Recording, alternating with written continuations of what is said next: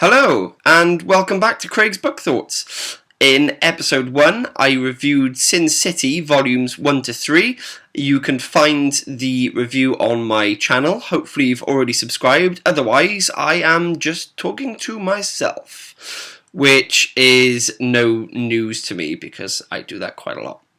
So in this video, I'm going to tackle books 4, 5, 6 and 7 in the series. Before I start, I would just like to give a quick shout out to Shane at Sin City Comics, because he was the one that recommended me to this series. I was looking for something a little bit darker, a little bit grittier. Obviously I'd watched the films, so I knew about the concept of Sin City. He said, oh, check this out, check volume 1. He lent me his own copy because he's that nice a guy, and as you can tell, I've been hooked ever since. So I will leave his website in the comments below here, and you can get in touch with him. He's got a brand new website out. Check him out, he's a solid guy. So let's get on with the review. Book number 4 time. That Yellow Bastard. I didn't want to swear in this channel, and I won't be, because I'm quite a polite guy, but I just, you can't beat that yellow bastard, can you? And he is a yellow bastard. He's horrible. It features a new character to us called Hartigan. He's a Sin City cop on the verge of retirement. This is one of the main plots from the film. Again, this is a character played by Bruce Willis. Amazing portrayal of this character. Again, another badass. All these men are just awesome. I need to go to that city and learn how to fist fight and shoot and do all of these different things, because they are just awesome characters. So basically, Hartigan is framed for raping a young girl that he rescued from Senator Rourke's son, and he's sent to prison. But the injuries to Senator Rourke's son that were sustained before Hartigan went to prison left him yellow and disgusting and vile and everything else. This guy was already disgusting on the inside. Now he's just been turned into a freak, basically. I don't even know how to describe this. Lovely bit of spot colour in this. Obviously that yellow bastard, he should be yellow. There's a lot of black and white art, but I absolutely loved the spot colour of yellow in this. Every time you saw that yellow colour, he's going to be there. So these two cells, I thought were pretty cool. Pretty disgusting. If you can't make out what's going on there, Hartigan's got the yellow bastards and he's just ripped them off. And I love that. And I love the line where he says, I take his weapons away from him, both of them. Boom, have some of that. Again, familiar story to me going into this, but yeah, I loved it. You love the people you're supposed to love, you hate the people you're supposed to hate. Oh, just awesome. So let's move on. So we're on to book number 5. Family Values. Very short book, as you can see. To be honest, it felt like a bit of a filler book for me. It centres around Dwight McCarthy again. He's on a mission from Old Town's Gale to dig up some information about a recent mob hit. Short story, there were some new characters introduced, such as Fat Man and Little Boy, 2 crooks, as you would imagine. But yeah, they talked weird. They talked very, very educated.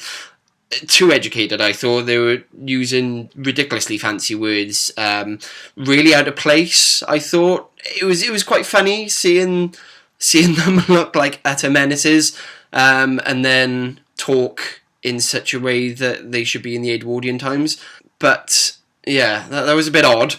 We'll just find some artwork, and I love the fact that I can just skim to any kind of page, any double page spread.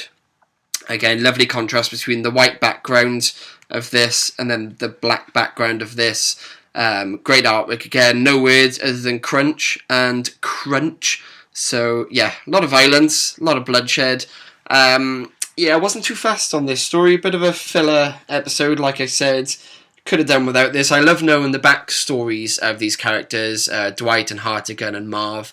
So I liked it from that point of view, but did they need it? I think it's a bit of padding, to be honest. So next we have book 6, Booze, Broads and Bullets.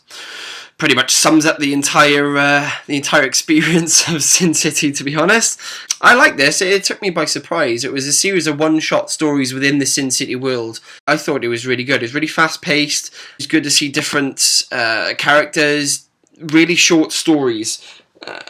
And again, talking about the spot colours, I've just highlighted a double-page spread there as well. So you can see the blue instead of the yellow from that yellow bastard, which I love saying, and I'll continue to say.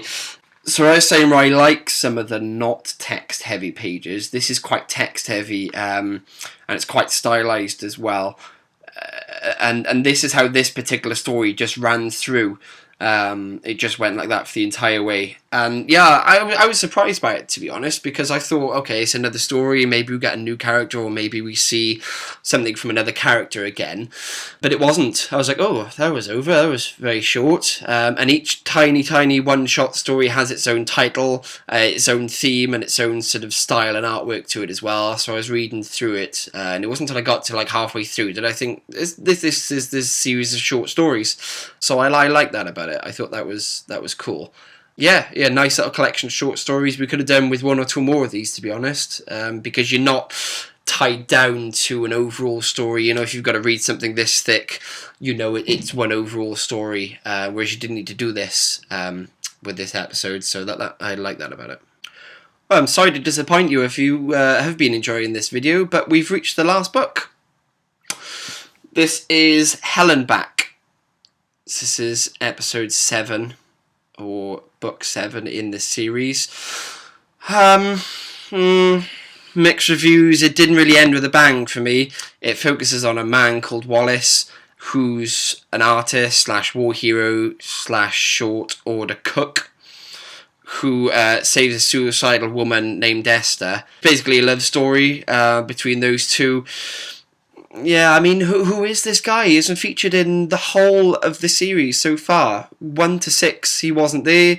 From memory, I don't think there were any cameos from any other stars. Marv didn't burst in and punch him in the face and then kind of walk out, and that's it. That would have been awesome, to be honest. Even that alone, just Marv coming in, poof, in the face, and then just driving off and lighting up a cigarette. That would have been cool. That didn't happen. The thing that was quite weird with this, I think because he is an artist, they kind of broke the rules with this one. Oh, Frankie boy, you rebel, you. This got a bit trippy, to be honest. I think he was on drugs at the time. So, but there you see Captain America, and down the bottom there, yeah, that is Rambo. So yeah, a bit weird. I like that about it, that it did break up. It did break it up a bit. It's a T-Rex. Why wouldn't there be a T-Rex? Yeah, I think he is drugged. He's shot with a dart, and then he goes all trippy. So that was it, basically. 1 to 7, Sin City. I mean, Frank Miller's an utter legend. I love all the stuff he does. I decided to focus on the Sin City series for this video, but I am going to do some other Frank Miller stuff in the future, like the Dark Knight Returns and the Dark Knight Strikes Again and Batman Year One as well. He's done some amazing Batman titles. He's done some great things for the comic world. I love his writing style and his art style. They go together so well, so gritty, so real. Yeah, the way he describes situations is awesome. His narration, he can narrate Batman, he can narrate Marv, he could narrate Bambi, and he would make it badass. He would make Bambi badass. So that is a pretty good accolade, I think. So yeah, check them out. Not really sure what I'm going to do for the next one. I'm just getting together a series of novels, graphic novels and comics that I want to review. Leave your comments below if you like the video. Please subscribe to my channel, Craig's Book Thoughts, and I will see you next time. Cheers, guys.